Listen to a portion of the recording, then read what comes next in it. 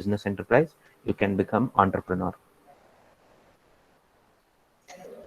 Ability to do something well, very good. Ability to do something, I will keep. Well is very good. Ability to do something. Okay. So you have a sense of what is a skill. Can you give me examples of a skill?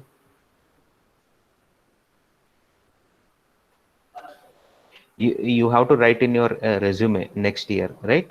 So all the skills you have to write in your coding.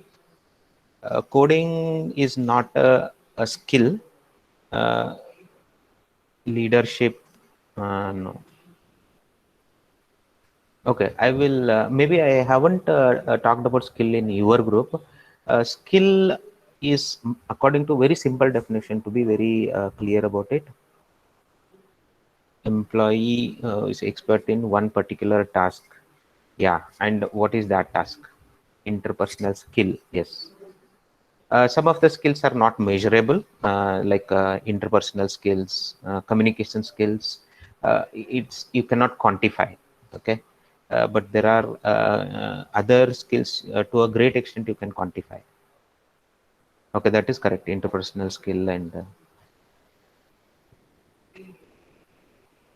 okay. So the skill, what you can think of a skill is you possess some knowledge.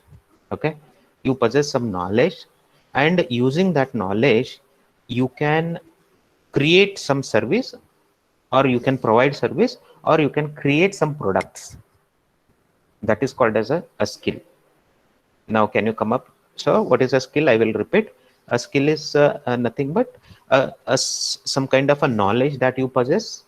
Using that knowledge, you can create some services, or you can provide services, or you can create some products. Those kinds of skills, interpersonal skill is very good, but the definition I am giving, those kinds of skills, you can convert that into an business, or you can become entrepreneur. Now, can you think of any skills like that,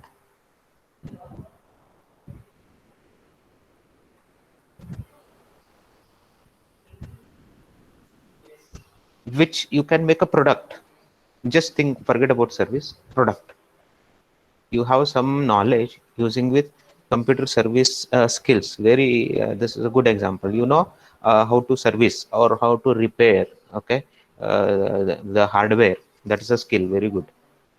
Okay. So, what do you call C programming? Is it a skill?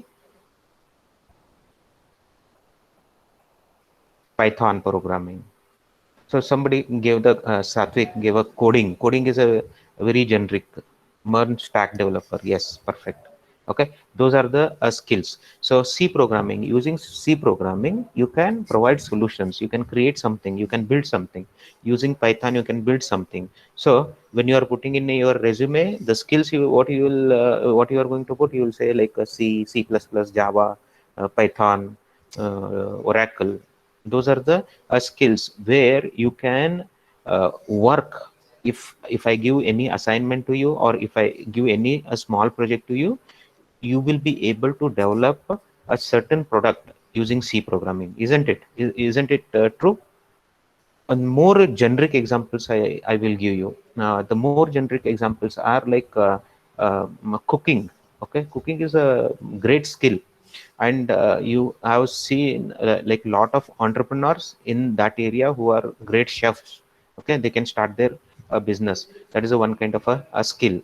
You can make certain kind of art, or drawings, or painting. That is a skill. You can make something, you can create something, isn't it? All those are called as a skills. And you might be having the dancing skills, or other singing skill. Okay, where you can make you can create something. So suppose if you are a good singer, you can create good songs, right? You can sing, you can make like if you are really good, that can become, you can become that as your business. So skills are very very important. Try to focus on your skills and skill development. So this is the right time. It could be anything, whatever the if you have a like a gardening, that is also skill. Understanding different types of plants, then making your own garden, creating new saplings, things like that. Everything can be converted into business. You have a knowledge about the cooking that can be converted into any food industry. So a lot of entrepreneurs now you will see they are from the that sector who are good at cooking. So you need to have some kind of a skill: web development, mobile application development. So if you are good at mobile application development, you can create mobile applications. Suppose somebody, some small organization, they wants to have a mobile application. If you are skilled enough to do that, you can help them, you can build products. So those are the skills. So you can focus on your skill development. That is very important. And one thing we know, like we come across all this many of this technology through your academics, and sometimes it will be part of a extra training that you have to go through. So whatever, you have to work on the skill development, and that skill you can apply in all the different areas. And there are many opportunities. Not only like you might say like I know mobile development, but nobody will give me that kind of a work. There are a lot of competitions that happens. You must have heard about hackathon, e-yantra. So many things are there. You have to form your group, okay, and you have to participate. That is how you will develop your skills. So skills are not acquired in a single day. Acquiring skill is like a continuous process, and you will go towards a perfection. Somebody said doing some task well. Okay, first is doing some task like mobile application development. Initially, you'll not be like very good at it. As you keep on working on that, you will come across a lot of problems. You know how to solve those. Then you will be more skillful in mobile application development. So with that knowledge, we'll start today's class. Okay, I think we stopped at limitations of bureaucratic management.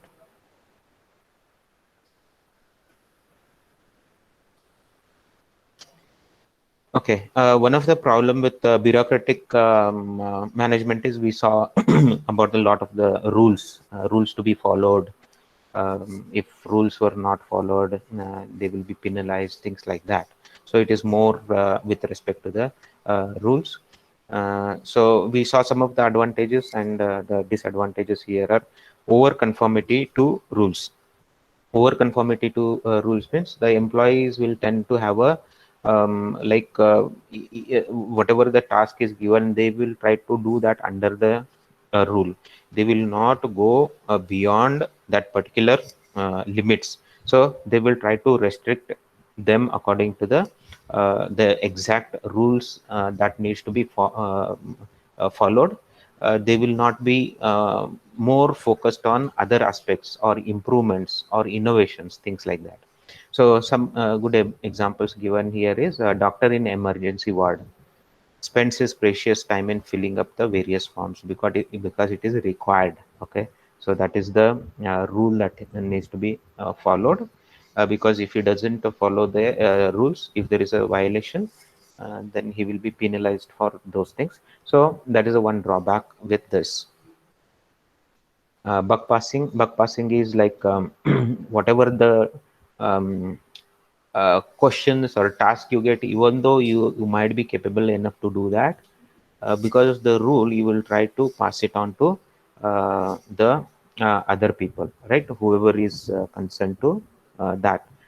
So what will happen is people will not take initiatives, or they go beyond their region of work. In a bureaucratic organization, the employee's initiative is stifled.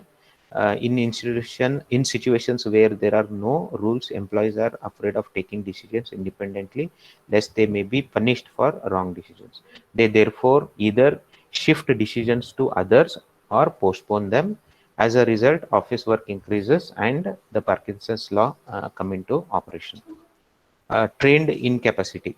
So, in a bureaucratic organization, the training and experience repeated many times over developing individual skills and abilities in a specialized area only. The individual himself incapable to respond appropriately to new situation.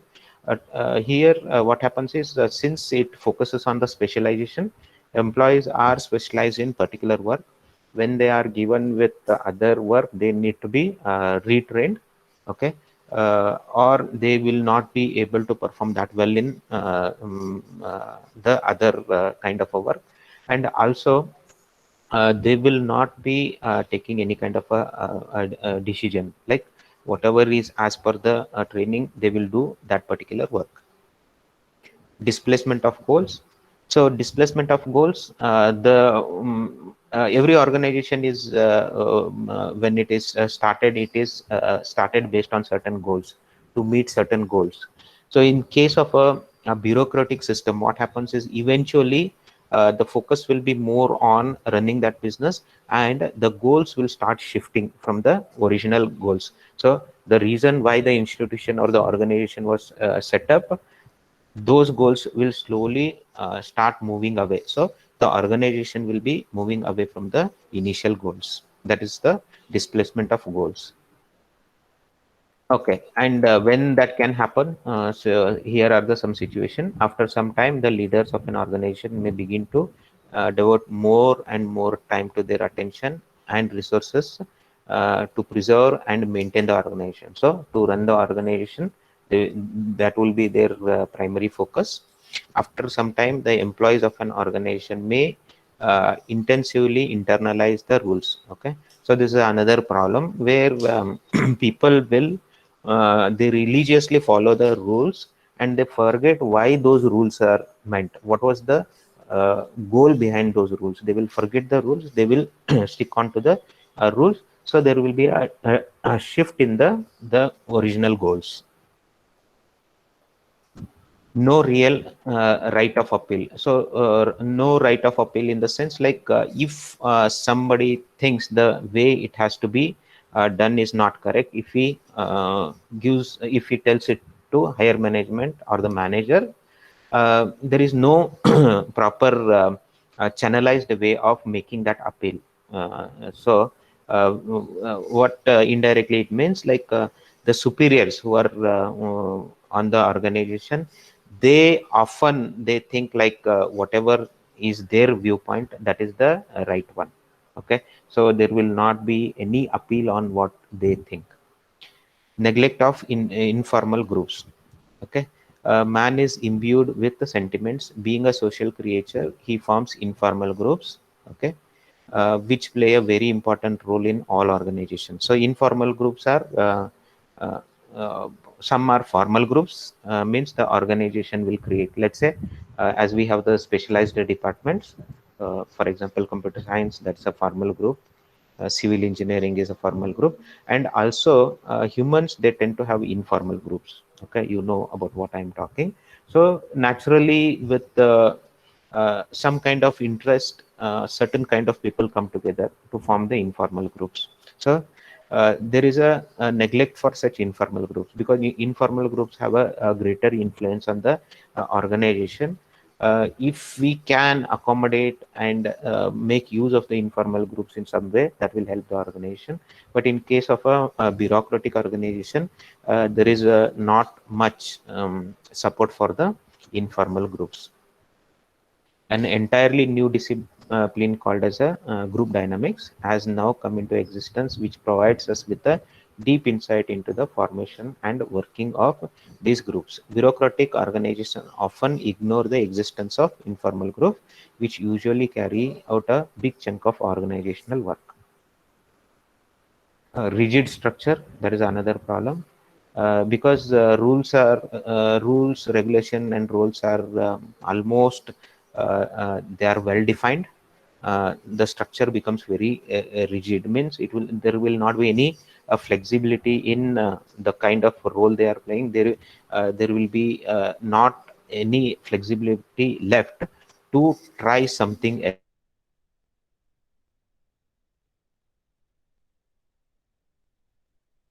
And over-conformity to rules make bureaucratic structures rigid. Such structures, though they work well in stable environments, they do not cope up well in the changing environment. So when we have a rigid structure, when everything is good, it will work fine. but when there is a challenging or the changing environment, they collapse. Okay, they will not be able to absorb those changes, so they tend to collapse. Organization today need flexible structures to be able to frequently interact with their environment for collecting, processing, and monitoring information and changing the job description and the roles of their employees. So this is very, very important, and all the organizations are now doing that. They are taking input from everywhere, and they keep on making certain changes. Okay, the way the certain job has to be done, because with a changing environment, things will totally change. So according to that, they will make the changes. Inability to satisfy the needs of mature individuals. So there is mature individuals are the one who are like they have a very good knowledge and very capable, may or may not be in the leadership or managerial position. It will totally bureaucratic system will not satisfy their needs. The maturity immaturity theory, pronounced by Chris Argyris, explains in great detail how bureaucratic organizations are unable to meet the needs of mature individuals who work in them. According to this theory, a mature individual wants independence, initiative, self-control, opportunity to use all his skills and information to plan his future. But the hierarchy and control features of a bureaucratic organization work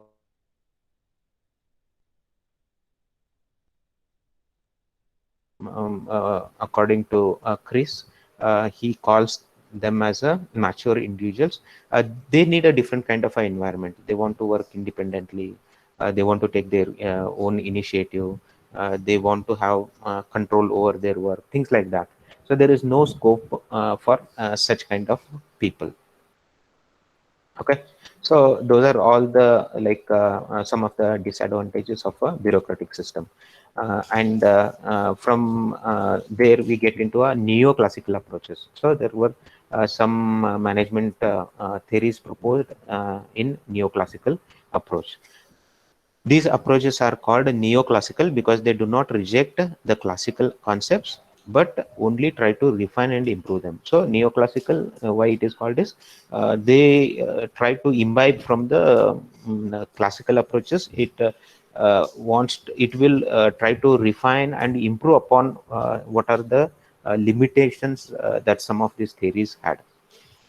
So under neoclassical approaches, we study the human relations movement. So this is from earlier approach. You can see in neoclassical, there was a lot of stress given on the human relations. Okay, earlier thoughts were it is like a more mechanized. Okay, it was they were related like a study of motion. Okay, where they want to capture the movement, increasing the production. So those were the core areas they focused. In this human relation management, relations between the individuals of the organization was the primary concern. The human relations movement emerged in part of because managers found that tailored scientific management and files administrative management did not quite achieve complete production efficiency and workplace harmony. So, all these theories were designed to increase the production efficiency, to increase the production, and to also have the workplace harmony. Means avoiding the dispute, taking care of the human resource related issue. So that was the major concern, and they found these two theories, whether it is scientific management or the administrative management, it did not help to improve it to a greater extent. So in this particular human relations management theory, managers still face the difficulties because employees did not always follow predicted or rational pattern of behavior. Okay, so this is never expected, like they will always follow the what is right. Rational pattern means what is right. Okay, Thus, there was increased interest in helping managers deal more effectively with the people side of their organization. Okay, so managers were required to help with the managing the people, the resource, human resource aspect, and they needed more help. Okay, so that their team follow what they are expecting them to do. Key real inspiration for the movement, however, came from the Hawthorne experiment, which were done by Professor Elton Mayo and his colleagues at Western Electric Companies, plant in Cicero, Illinois from 1927 to 1932. The plant employed 29,000 workers to manufacture telephone parts and equipment. Okay, so this experiments were conducted in this particular company, Western Electric Companies. They conducted series of experiments to identify uh, how the human relations and the motivation and the increase in the productivity, how they are correlated. They tried to figure out how it can be done. So they conducted a series of experiments. Okay, so brief description of these experiments in the following four parts. So these are the experiments that are conducted. First one was the illumination experiment, then relay assembly test room experiment, interviewing program, bank wiring test room. So we will look into briefly like what are these different kinds of experiments and what were the results they observed. First one is the illumination experiment. So everybody knows illumination, right? How much illumination means how much light, okay, we have, and what impact it will have on the team. That was the illumination experiment. This was the first phase of the study. In this phase, the popular belief that productivity positively correlated with illumination was tested. So uh, here the belief was what? The productivity is directly or is positively correlated. Correlated means when two entities, you believe that one entity has a positive correlation, means when one entity increases positively, the second entity also increases positively. That is a positive correlation or positively correlated with illumination. So what they believed, productivity is positively correlated to illumination. So productivity will increase as illumination increases to appropriate level. So that was the experiment. Experiments were done on a group of workers. Their productivity was measured at various levels of illumination. So I hope everybody understood illumination. Illumination is the amount of light you have in the workplace. Okay, and they conducted experiments with a group of workers with a different levels of illumination or a different levels of the light inside the working environment, but the results were erratic. Okay, puzzled with this phenomena, researchers improved their methodology. This time they set up two groups of workers in different buildings. Okay, so first experiment, they had workers and they took different levels of illumination and the productivity. How do you measure the productivity? Number of pieces or the job they have done in a one day, some kind of a measurement they had, and results were erratic, means they did not show any pattern whether the illumination helped they increase the productivity or no. The results were not really were not giving any kind of information. Those were erratic. So they started with another setup. In this time, what they did, set up two groups of workers in different buildings.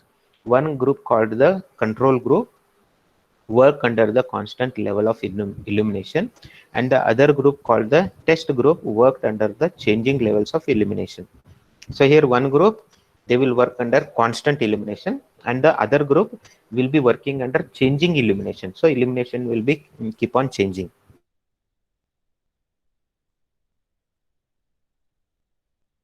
That illumination affected production only marginally. So they found with those results, illumination really had any impact on the productivity. So what they thought, elimination is positively correlated to the productivity. It was not right. Okay, it was that theory was not correct. Then they did the second experiment, relay assembly test room. In this phase, the object of the study was broadened. It now aimed at knowing not only the impact of illumination on the production, but also of such other factors as length of the working day, rest pauses, their frequency, and duration of their physical condition. So now, along with the illumination, they increased, they broadened the criteria. They added other factors like how long the workers are working, and how many rest pauses, means how many breaks they are getting, and duration, like duration of their continuous physical work. Some of those things were incorporated along with the illumination. Then a group of six women workers who were friendly to each other was selected for this experiment. Okay, so a group of six women were selected, and they knew each other. These women workers were told about the experiment and were made to work in a very informal atmosphere with the supervisor researcher in a separate room. The supervisor researcher acted as a their friend, philosopher, and guide. So in this case, what they selected six women workers, and they gave a very good atmosphere. And the supervisor also, he was a researcher who was doing the experiment. He was like acting like a guide and a friend for that team. Okay, and they started studying this group. During the study, several variations were made in the working condition to find which combination of condition was most ideal for the production. So whatever the factors I talked about, they made certain changes in those conditions, and also they were studying how it is impacting the production. Surprisingly, the researcher found that the production of the group had no relation with the working condition, and they found there was really no relation between the working condition and how the group was performing. It went on increasing and stabilized at a high level, even when all improvements were taken away and the poor pre-test conditions were reintroduced. How this phenomena came out, nobody knew. So what happened was, like, the production kept on increasing, and it stabilized at a very high level. So the production got stabilized at a very high level, even though they were making changes in the conditions. Still that production level was high, and almost they removed all the earlier environments they provided, and they put the conditions which was before the test, that is pre-test conditions, which was like not a very good working condition. In spite of that, the production was very high, and they did not know why this happened. Okay, the workers were also not able to explain this phenomena. So nobody was able to explain, even though the working environment was not so good.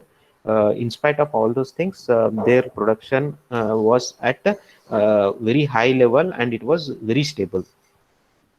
They were neither closely supervised nor motivated by extra reward. Obviously, something else was happening in the test room, which was responsible for this. This researchers then attributed this phenomena to the following factors. So, something was happening which nobody knew. Then researchers found these things: feeling of importance among the girls as a result of their participation in research and the attention they got. So this factor, all the team, the six women workers, they felt they are very important. That feeling of important was the one primary factor. And second one is warm informality in the small group. So it is a very small group, informal group. They had a very good interpersonal and social relations. So that particular team, they worked as a single unit because they had a very good interpersonal relation and high group cohesion among the girls. So those were the factors which resulted in the improved production, not the working conditions. So in the second experiment, they found that the working condition has almost no impact on the production. So yesterday we talked about whether having a good working condition is a motivator. Then like it is required. Okay, it is required, but it will not really motivate. Next, interviewing program. This is the third experiment that was conducted. The knowledge about the informal group processes which was accidentally acquired in the second phase made researchers design the third phase. So this is they call it as a accidental knowledge. Okay, what is the accidental knowledge? They did not, their experiment was totally different and the outcome was totally different. They wanted to check the working condition and the productivity. What they found is productivity is very much related to the interpersonal communication, interpersonal relation among the team, and the spirit of feeling important, being important for the organization. Those are the important factors. With that knowledge, they created the third experiment. In this phase, they wanted to know as to what were the basic factors responsible for human behavior at work. So they tried to figure out what are the basic factors which will be which we can control, or which are responsible for human behavior in the work environment. For this purpose, they interviewed more than 20,000 workers. At first, direct questions were asked relating to the type of supervision, working condition, living condition, etc. Okay, first 20,000 people were chosen and they were asked direct questions, okay, based on different conditions, things like that, uh, according to the observation of experiment number 2. They did not get very uh, good response, because the direct questions will sometimes people will not give the opinion. So what they did was they went ahead with the indirect. The new technique they use is the indirect type of questions. So change to non-directive type of interviewing, in which workers were free to talk about their favorite topics related to their work environment. This study revealed that the workers' social relations inside the organization had an unmistakable influence on their attitudes and behavior. So they found out the social relations they have inside the organization, it played a greater influence on their behavior. So this is even if you see, like if you correlate yourself in your family, okay, you when you have, everybody feels you are a very important person, then your motivational level is really very high, right? So in a family itself, everybody should be felt they are important. Okay, they are major contributors.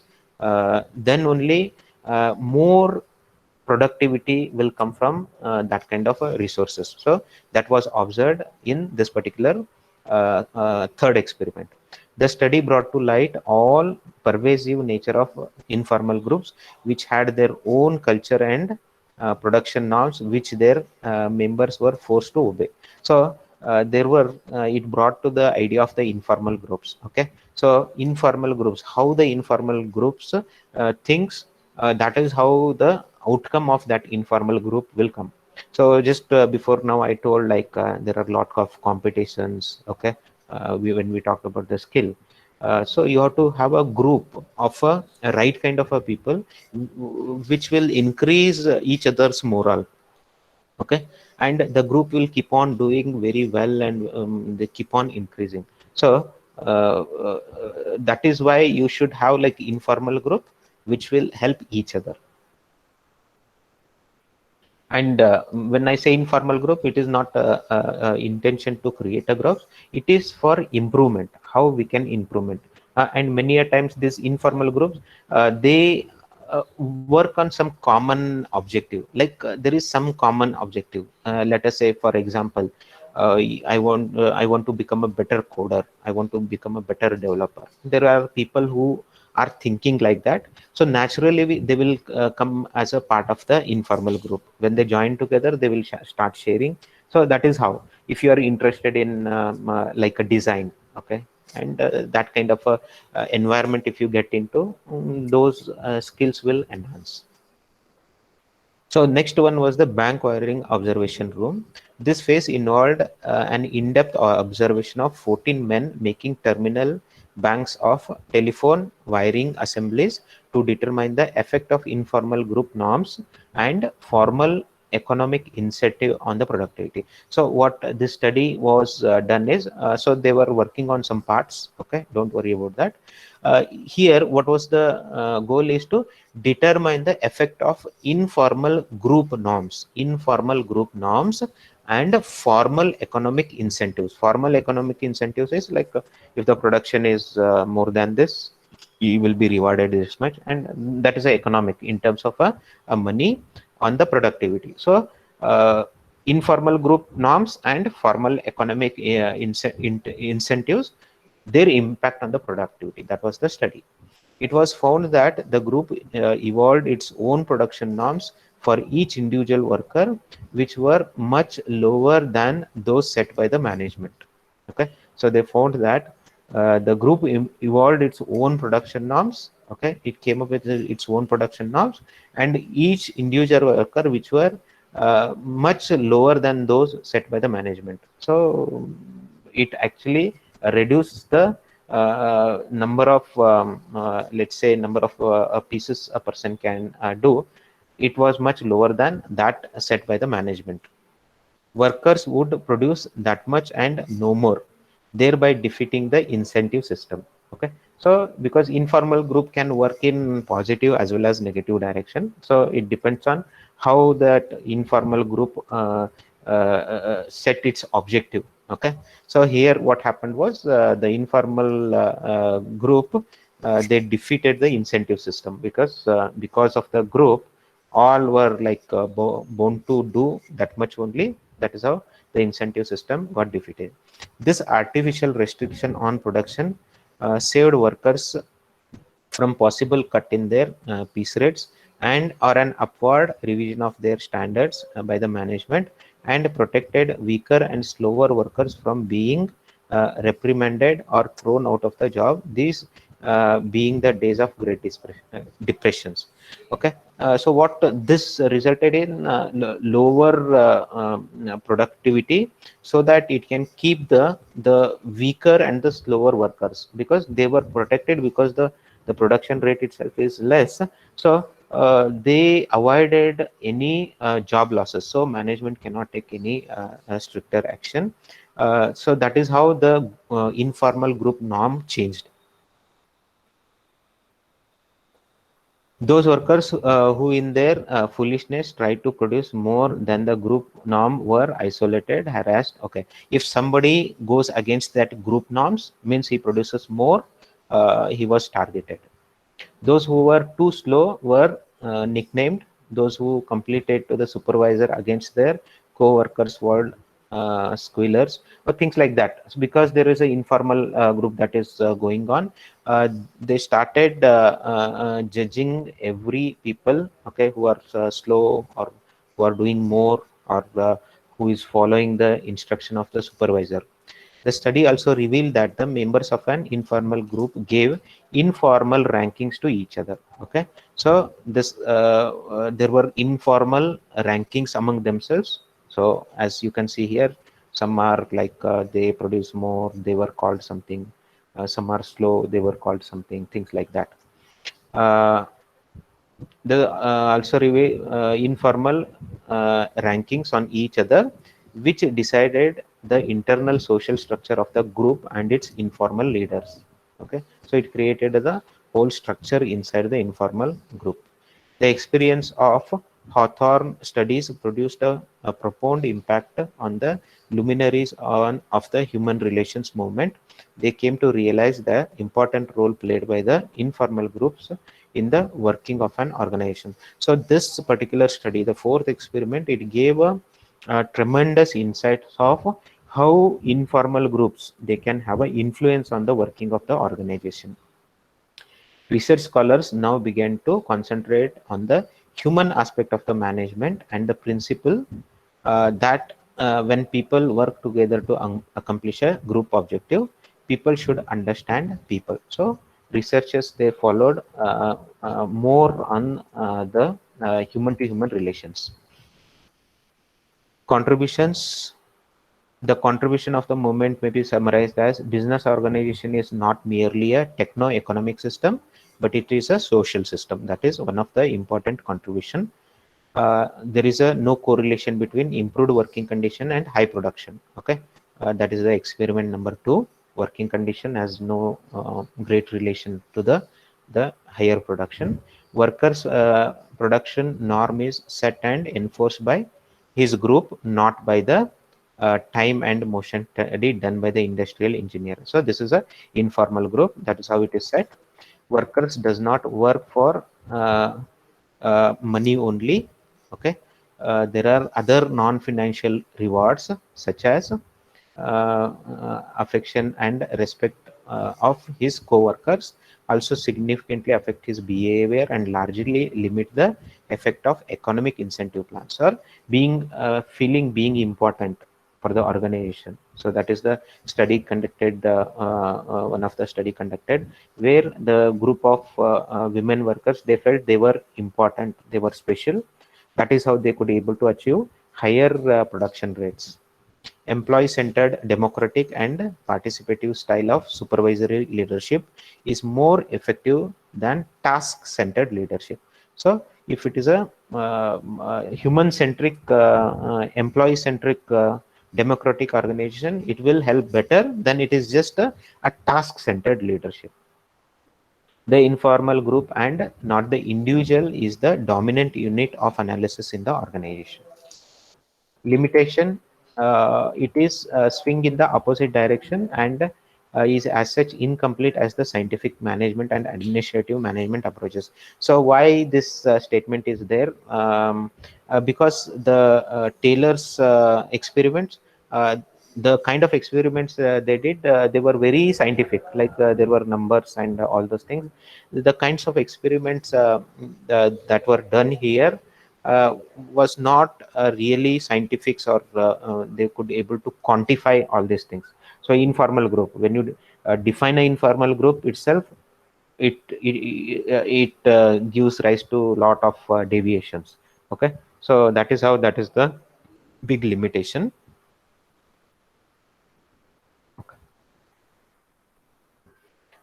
So there are few more limitations are there. What we will do is we'll continue with the limitations of human relations movement in the next class. Okay. If you have any questions, you can post it in the chat section. Otherwise, we will end this class.